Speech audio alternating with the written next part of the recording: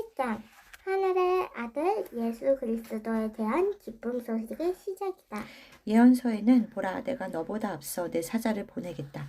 그가 내 앞에서 내 길을 준비할 것이다. 광야에서 어떤 사람의 외치는 소리가 들린다. 너희는 주를 위해 길을 준비하라. 그의 길을 곧게 하라고 쓰여 있다. 이 말씀대로 세례요한이 광야에 나타나 죄를 용서받게 하려고 회개의 세례를 전파하였다. 그러자 온 유대 지방과 예루살렘 사람이 모두 나와 죄를 고백하고 요단강에서 요한에게 세례를 받았다. 요한은 낙타 털옷을 입고 허리에 가죽띠를 띠고 메뚜기와 상구를 먹고 살았다. 그리고 그는 이렇게 외쳤다. 내 뒤에 나보다 더 능력 있는 분이 오신다. 나는 몸을 굽으련 그의 신발끈을 풀어들 자격도 없다. 나는 너희에게 물로 세례를 주지만 그분은 성령으로 세례를 주실 것이다. 그 무렵 예수님이 갈릴리 나사렛에서 요단강으로 오셔서 요한에게 세례를 받으셨다. 예수님은 물에서 올라오시는 순간 하늘이 열리고 성령님이 비둘기같이 자기에게 내리시는 것을 보셨다. 그리고 하늘에서 너는 내가 사랑하고 기뻐하는 내 아들이다라는 음성이 들려왔다. 그러고 나서 즉시 성령님은 예수님을 광야로 내보내셨다. 예수님은 거기서 40일 동안 사탄에게 시험을 받으시며 들짐승과 함께 지내시자 천사들이 시중 들었다. 요한이 잡힌 후 예수님은 갈릴리로 가셔서 하나님의 기쁜 소식을 전파하시며 드디어 때가 왔다. 하나님의 나라가 가까이 왔으니 회개하고 기쁜 소식을 믿어라 하고 말씀하셨다. 예수님은 갈릴리 바닷가를 지나가시다가 그물을 던져 고기 잡는 어부 시몬과 그의 형제 안드레를 보셨다. 예수님이 그들에게 나를 따라오너라. 내가 너희를 사람 낚는 어부가 되게 하겠다 하시자 그들은 곧 그물을 버려두고 예수님을 따랐다. 예수님은 좀 더 가시다 세베대의 두 아들 야고보와 요한이 배에서 그물을 손질하는 것을 보시고 즉시 부르셨다. 그러자 그들은 자기들의 아버지 세베대와 일꾼들을 배에 남겨둔 채 예수님을 따라 나섰다. 그들 일행은 가버나움으로 갔다. 곧 안식일이 되어 예수님은 회당에 들어가 가르치셨다. 그의 가르침은 율법 박사들과 달리 권위가 있으므로 사람들이 놀라지 않을 수가 없었다.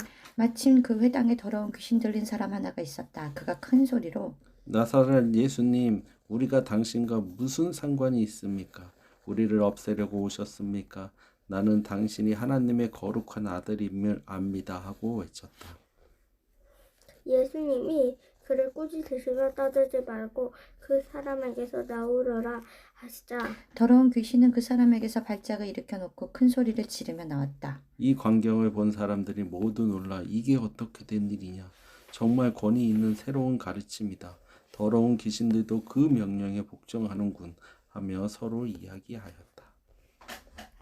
그래서 곧 예수님의 소문은 갈릴리 지방에 널리 퍼졌다. 예수님은 회당을 떠나 야고보와 요한을 데리고 시몬과 안드레의 집으로 들어가셨다. 이때 시몬의 장모가 열병으로 누워 있었다. 사람들이 이 일을 예수님께 말씀드리자 예수님은 가셔서 그녀의 손을 잡아 일으키셨다. 그러자 즉시 열병이 떠나고 시몬의 장모는 예수님의 이 일행에게 시중 들었다. 날이 저물었을 때 사람들이 병들고 귀신 들린 사람들을 모두 예수님께 데려왔다. 그리고 온 마을 사람들도 문 앞에 모여들었다. 그래서 예수님이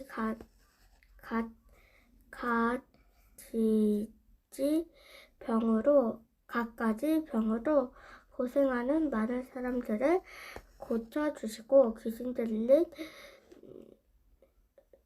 귀신들을 쫓아내셨다. 그러자 예수님은 귀신들이 자기를 잘 알기 때문에 귀신들이 말하는 것을 허락하지 않으셨다. 이른 새벽 예수님은 일어나 외딴 곳에 가서 기도하고 계셨다. 예수님을 찾았던 시몬과 그 일행은 예수님을 만나자 모든 사람이 주를 찾고 있습니다 하고 말하였다. 예수님은 그들에게 가까운 이웃 마을에도 가서 전도하자. 나는 일을 하려고 왔다고 하시고 온 갈릴리를 다니시며 회당에서 전도하고 귀신들을 쫓아내셨다. 한 문둥병자가 예수님께 와서 무릎을 꿇고 주님을 원하신다면 저를 깨끗이 고칠 수 있습니다. 하였다. 예수님이 불쌍히 여겨 그에게 손을 대시며 내가 원한다. 깨끗이 나아라 하고 말씀하시자 즉시 그의 문둥병이 나았다. 예수님은 곧 그를 보내시며 엄하게 타일렀다.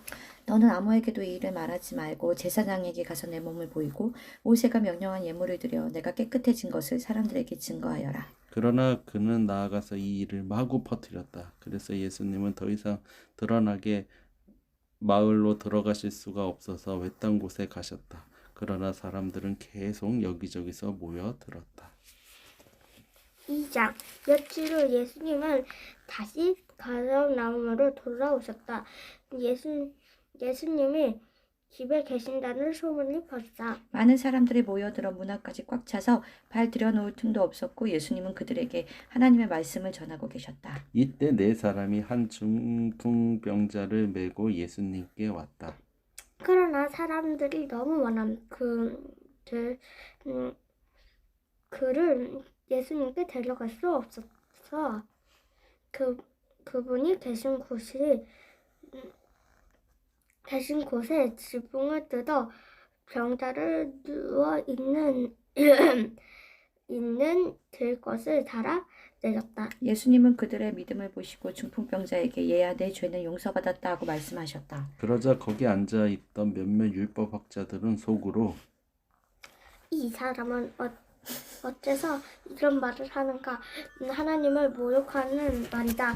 하나님 한 분 외에 누가 죄를 용서받을 수 있단 말인가 하고 생각하였다. 예수님은 즉시 그들의 생각을 아시고 왜 그런 생각을 하느냐? 중풍병자에게 내 죄는 용서받았다 하는 말과 일어나 내 침구를 들고 걸어가라 하는 말 중에 어느 것이 더 쉽겠느냐? 10절. 땅에서 죄를 용서하는 특권이 내게 있다는 것을 보여주겠다 하시고 중풍병자에게 일어나 친구 11절. 내가 너에게 말한다.